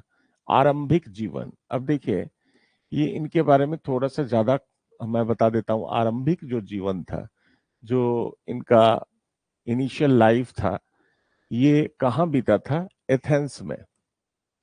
एथेंस, एथेंस कहाँ का क्षेत्र है? तो ये यूनान का ही क्षेत्र है, जिसको आज के क्षेत्र, आज के वर्तमान संदर्भ में ग्रीक कहते हैं, वो था। अंतिम काल में थोड़ी इटली में आ गए थे। अंतिम काल जो इनका बीता था, हालांकि ये क्वेश्चंस कभी पूछा नहीं गया है। अंतिम काल एक जगह था थूरी, इटली में। थूरी एक जगह था इटली का, ये वर्तमान इटली में, वहां बीता था। उसके बाद याद रखिएगा, ये एक महान यात्री भी थे, कई जगहों को घूमे थे। महान यात्री।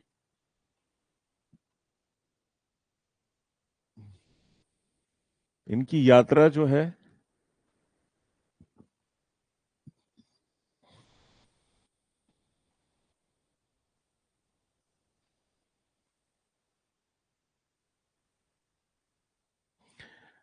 कई देशों की यात्रा थी इनकी। जैसे कहाँ कहाँ घूमे थे तो मैं आपको बता देता हूँ। जैसे इटली की यात्रा की, मिस्र की यात्रा कई बार की इन्होंने। इटली की यात्रा, मिस्र की यात्रा। आप देखेंगे अभी मारमाला सागर है, मारमाला सी है, उसमें भी भ्रमण किया है इन्होंने, मारमाला सागर। इसके बाद बास्पोरस, यूगजियन सागर। यूगजियन सागर किसको कहते थे? ऑक्जियन सागर, यानी काला सागर। इसका प्राचीन नाम है यूगजियन सी। तो काला सागर का भ्रमण किए थे। इसके बाद पर्सियन और सूसा साम्राज्य, पर्सियन तथा सूसा साम्राज्य जो पश्चिम एशिया में ही था, वहां गए थे। इसके अलावा आप देखेंगे कि बेबीलोन, बेबीलोन की भी यात्रा की थी, बेबीलोन साम्राज्य की भी यात्रा की थी। ठीक है। इसके अलावा याद रखिएगा, एशिया माइनर का मुख्य जो क्षेत्र मैंने आपको बताया था, तुर्की था। एशिया माइनर का मुख्य क्षेत्र तुर्की था। इनमें से कौन सा देश है जिसमें सबसे ज्यादा बार घूमे थे? तो सर्वाधिक भ्रमण किसका किया था? तो उस समय आप देखेंगे ना, मिस्र में लोग जाना चाहते थे, क्योंकि यहाँ नॉलेज मिलता था, ज्यामिति का, प्रमेय का बहुत ज्यादा नॉलेज मिलता था, इसलिए मिस्र जाने की कोशिश मैक्सिमम लोगों की रहती थी। तो सर्वाधिक बार घूमा, सर्वाधिक बार यात्रा किया कहाँ का? तो मिस्र का, याद रखिएगा। ये मिस्र का सबसे ज्यादा यात्रा किया था। अब आपको ये सारा चीज नहीं याद करना है, सिर्फ क्या याद रखना है? मिस्र याद रखना है। और बाकी सब भूल भी जाए कोई दिक्कत नहीं है, याद रखिएगा।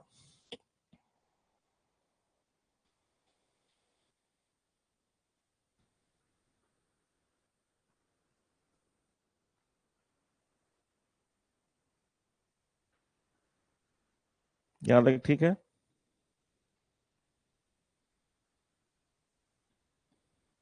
हम्म, अब देखिए, ब्रह्मांड संबंधी इनका विचार थोड़ा सा हम जानें। ब्रह्मांड संबंधी विचार,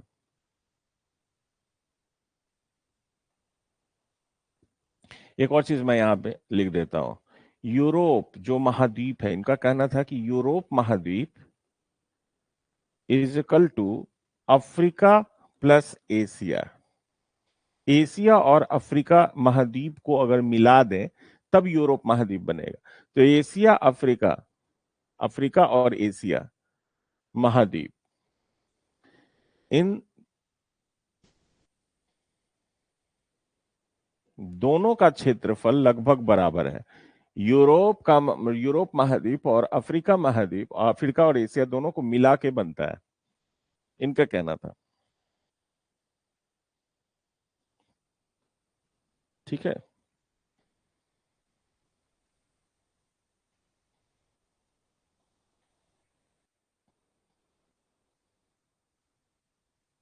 ठीक है, यहां तक समझ गए। नेक्स्ट नेक्स्ट देखिए, नेक्स्ट पूछा जाता है ब्रह्मांड संबंधी इनका जो विचार था ये क्या था। ब्रह्मांड यानी यूनिवर्स का जो विचार था वो क्या था। ब्रह्मांड संबंधी विचार में आइए, ब्रह्मांड संबंधी विचार।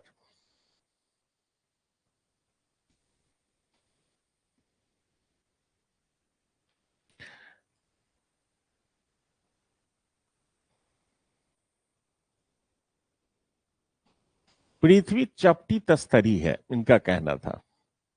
पृथ्वी क्या है, चपटी तस्तरी है, ये कभी नहीं पूछा जाएगा। तथा सूर्य एक चाप में यात्रा करता है, एक चाप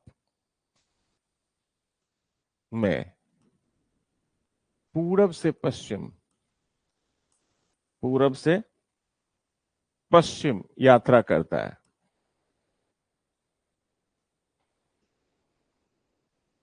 ये याद रखिएगा कि ये बहुत ज्यादा इंपॉर्टेंट नहीं है, बहुत ज्यादा इंपॉर्टेंट या इसको बहुत ज्यादा तरजीह देने की जरूरत नहीं है। हाँ, एक और क्वेश्चंस है जो पूछा जाता है, जो इनके द्वारा भ्रामकता फैलाई गई थी, वो क्या था कि कहा जाता है शीत ऋतु आने पर सूर्य को पवनों द्वारा दक्षिण की तरफ खींच लिया जाता है। जैसे कहा जाता है ना कि शीत ऋतु, इनका कहना था कि शीत ऋतु के आने पर पवनों द्वारा, पवनों द्वारा ऐसा हो सकता है क्या, पवनों द्वारा सूरज को, सूर्य को दक्षिण की तरफ, यानी दक्षिण की तरफ खींच लिया जाता है, दक्षिण की तरफ खींचा जाता है। याद रखिएगा, इनका कहना था कि खींचा जाता है। अब आप जानते हैं कि हमारे पृथ्वी में अगर हम बात करें तो ये जरा देखिए,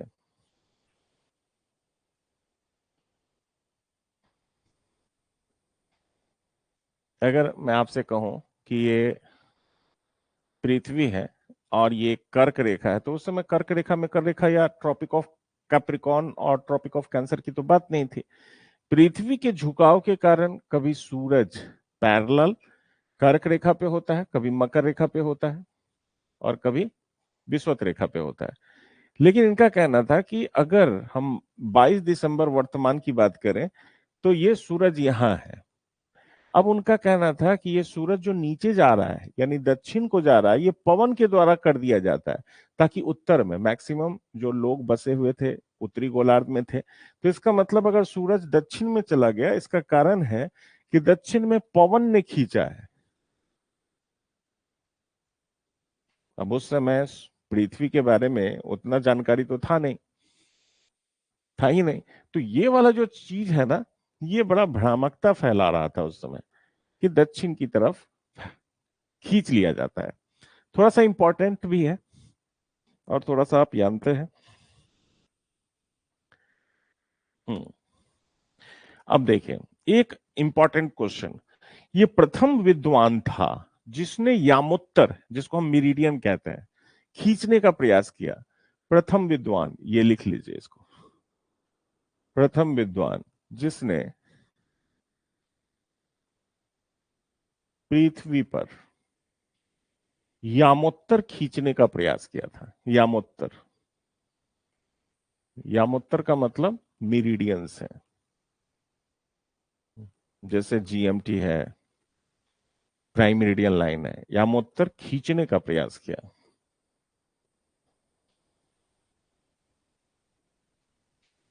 याद रखिएगा, इसने क्या किया था, खींचने का प्रयास, यामोत्तर खींचने का प्रयास किया था।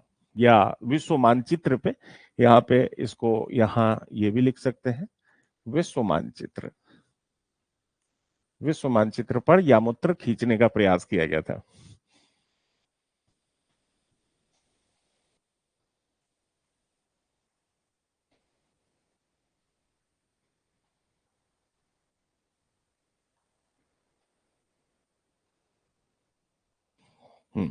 दूसरा, पृथ्वी की सतह के बारे में थोड़ा सा देख लीजिए, उनका क्या कहना था पृथ्वी की सतह के बारे में और महासागर के बारे में क्या कहना था। महासागर संबंधी विचार।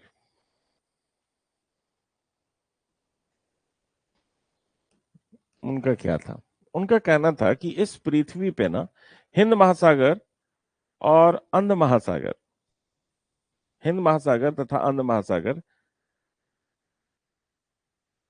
के ही अंतर्देशीय सागर है। अंतर्देशीय का मतलब जो मार्जिनल सी होता है ना, उसके बारे में कह रहा है। तो उनका कहना था कि पृथ्वी पर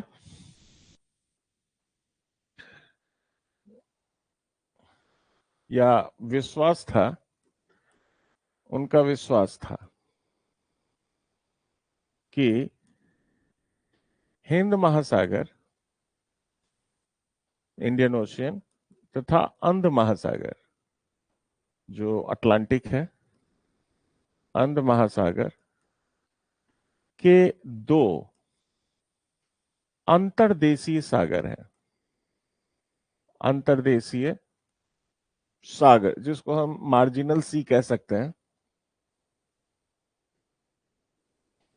जैसे प्रशांत महासागर में चाइना सी है, जापान सी है, वैसे ही अंतर सागर है।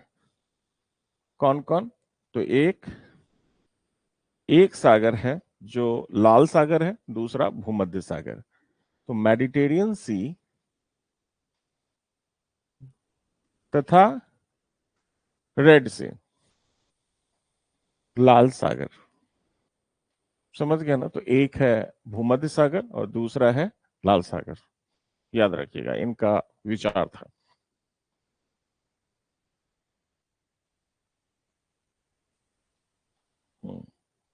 एक और क्वेश्चन आपसे पूछा जाता है।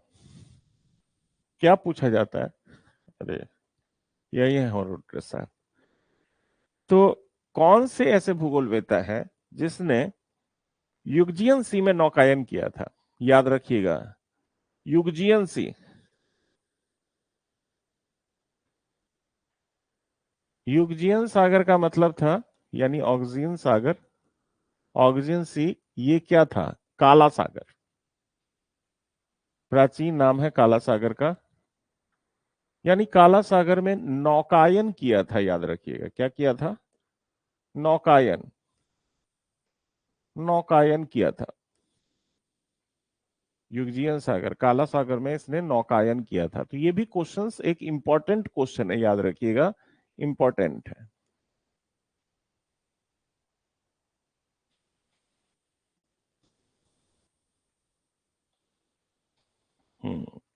दूसरा एक क्वेश्चन और पूछा जाता है, अजैब सागर। जानते हैं ना अजैब सागर? अजैब सागर तो जानते ही होंगे। इसको पहले कहते थे पालस मायोटस। याद रखिएगा, पालस, इसको पहले क्या कहते थे? पालस मायोटस। मायोटस, याद रखिएगा, प्राचीन नाम है। अजैब सागर को भूमध्य सागर की मां की संख्या दी थी।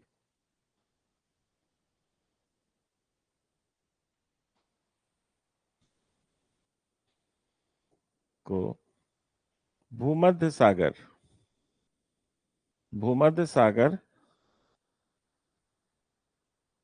ओ सॉरी, भूमध्य सागर नहीं, यूगजियन सी, यूगजियन सागर, जिसको हम क्या कहते हैं? काला सागर। काला सागर के मां की संज्ञा दी थी। ये भी क्वेश्चंस कई बार पूछा गया है। मां की संज्ञा दी थी, याद रखिएगा। तो ये क्वेश्चन भी ना काफी इंपॉर्टेंट है। याद रखिएगा ये क्वेश्चंस भी, किसने अजैब सागर या पालस मियोटस को यूगजियन सागर के मां की संज्ञा दी थी? इसका मतलब वो समझते थे कि जो अजैब सागर है वो काला सागर से भी बड़ा है, माँ है, यानी उसको पैदा किया है।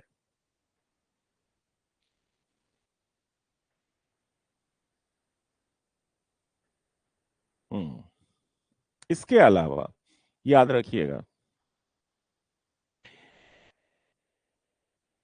मिस्र नील नदी की देन है। ये जो कथन है किसका है? अगर आपसे पूछा जाए कथन, मिस्र नील नदी की देन है, मिस्र नील नदी की देन है, Egypt is the gift of river Nile, मिस्र नील नदी की देन है, याद रखिएगा। तो नील नदी की महत्ता को समझाया था। इकोनॉमिक एक्टिविटी जो चल रहे हैं मिस्र में वो नील नदी की देन है, नील नदी नहीं रहती तो मिस्र का जन्म भी नहीं होता। तो सिविलाइजेशन से लेकर वहां के इकोनॉमिक एक्टिविटी के बारे में उन्होंने चर्चा भी की थी और बताया भी था। दूसरा, इन्होंने डेल्टा निर्माण के प्रक्रिया को समझाया था। डेल्टा निर्माण, जैसे नील नदी डेल्टा, डेल्टा,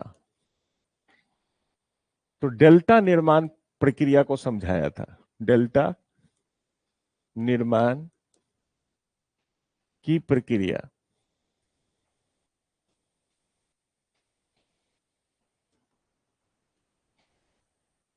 को समझाया था, याद रखिएगा। डेल्टा निर्माण की प्रक्रिया को समझाया था। तो याद रखिएगा, नील नदी के बारे में बहुत ज्यादा अध्ययन किया था उन्होंने और डेल्टा निर्माण की प्रक्रिया को भी समझाया था। ये भी बहुत इंपॉर्टेंट है।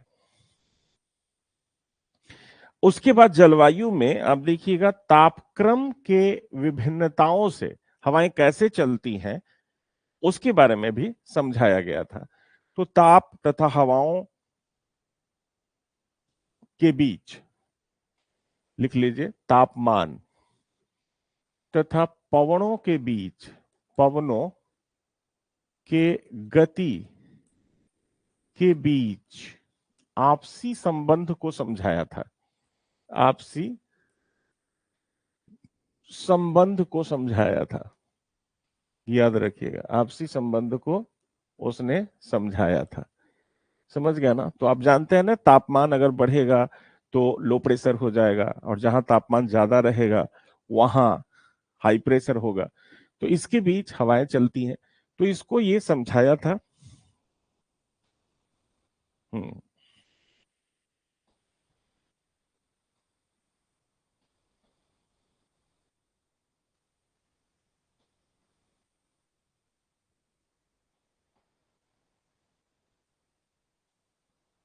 हम्म। अब देखिए, पहला जो विद्वान था, ये प्रथम, सर्वप्रथम, ये पहला विद्वान था, याद रखिएगा, पहला विद्वान जिसने अक्षांश और देशांतर के आधार पर, जिसने अक्षांश यानी लैटिट्यूड तथा देशांतर के आधार पर, देशांतर के आधार पर विश्व का प्रथम मानचित्र तैयार किया था।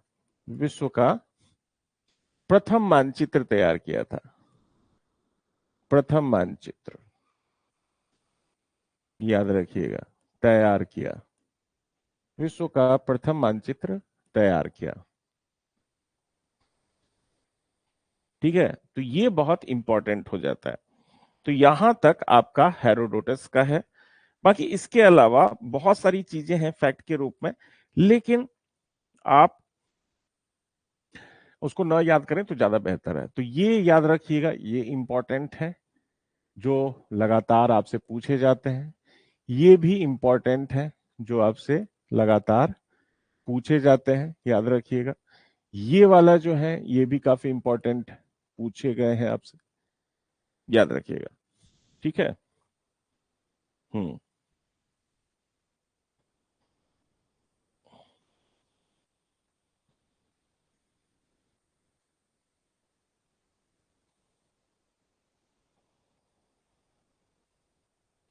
हम्म। ठीक है।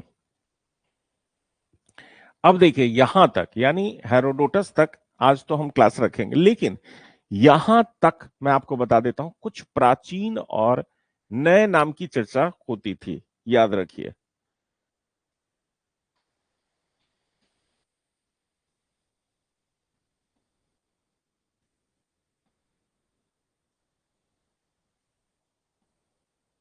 उस समय अगर मैं आपसे कहूं तो यहां पे आप कुछ लिख लीजिए, जैसे प्राचीन नाम, यूनानी सभ्यता का विकास था, बेबीलोन का था, उस समय प्राचीन नाम बहुत सारे पर्वत का, नदी का अलग अलग हुआ करता था।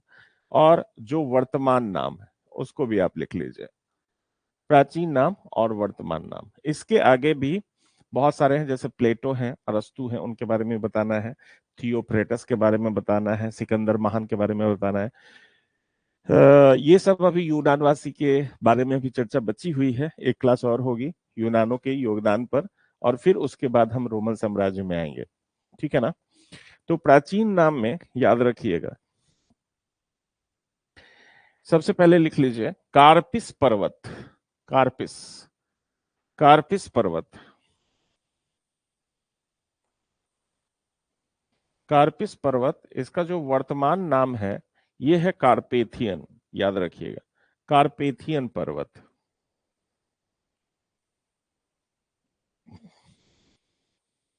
ठीक है। प्राचीन नाम आल्पिस पर्वत, आल्पिस, आल्पिस पर्वत, इसको आल्प्स पर्वत कहते थे। वर्तमान में आप देखें आल्प्स पर्वत, आल्पिस कहते थे पहले। उसके बाद अरबेला, अरबेला किसका नाम था याद रखिएगा, मेसोपोटामिया का नाम था, मेसोपोटामिया। आप कहेंगे कि भाई मेसोपोटामिया भी तो प्राचीन ही नाम है, तो ये पहले कौन सा सभ्यता था, तो इराक में मेसोपोटामिया की सभ्यता थी वहां। आर्कोसिया, आर्कोशिया किसको कहते थे, आर्कोशिया प्राचीन नाम, ये कहते थे कांधार, जो अपहरण हुआ था ना, कांधार कहाँ था, अपहरण जो कांधार है अफगानिस्तान में है वर्तमान में। सीथिया यूक्रेन को कहते थे, सीथिया किसको कहते थे, तो सीथिया एक क्षेत्र हुआ करता था, लेकिन बाद में आप देखेंगे यूक्रेन के लिए भी सीथिया का प्रयोग हुआ होने लगा था। हम्म।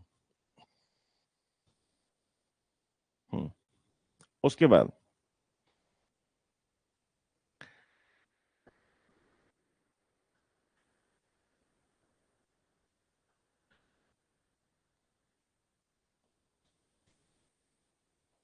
हम्म उसके बाद हाइदस पास, हाइदस पास झेलम को कहते थे, हाइदस पास झेलम को कहते थे, ठीक है, झेलम नदी। ठीक है। इसके बाद असेसी पिस, चीनाब को कहते थे, ये चीनाब।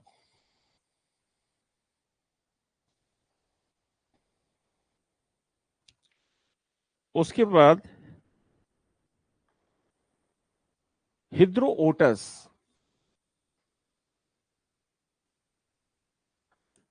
रावी को कहते थे। आप समझ रहे हैं ना, चीनाब का पहला नाम अस्कनी, ये असेसी पिस से ही हुआ है, रावी हिद्रोटस, इसको पुरुष नहीं कहते थे पहले। हाइफाइसिस,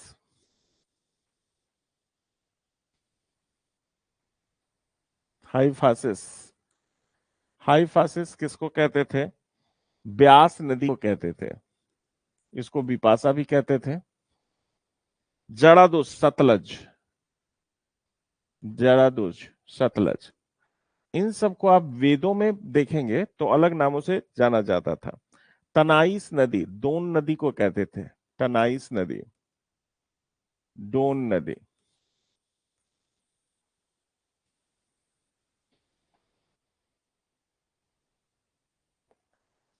उसके बाद बोरी एस्थेनस,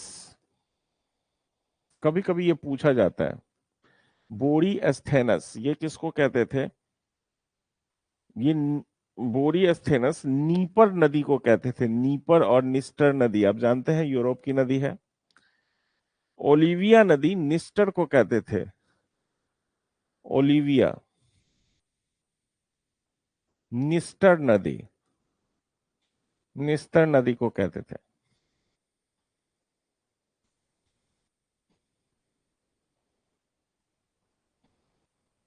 तो अभी बहुत सारे ज्योग्राफर्स हैं, जैसे आप देखेंगे हिप्पार्कस हैं, एराटोस्थेनीज हैं,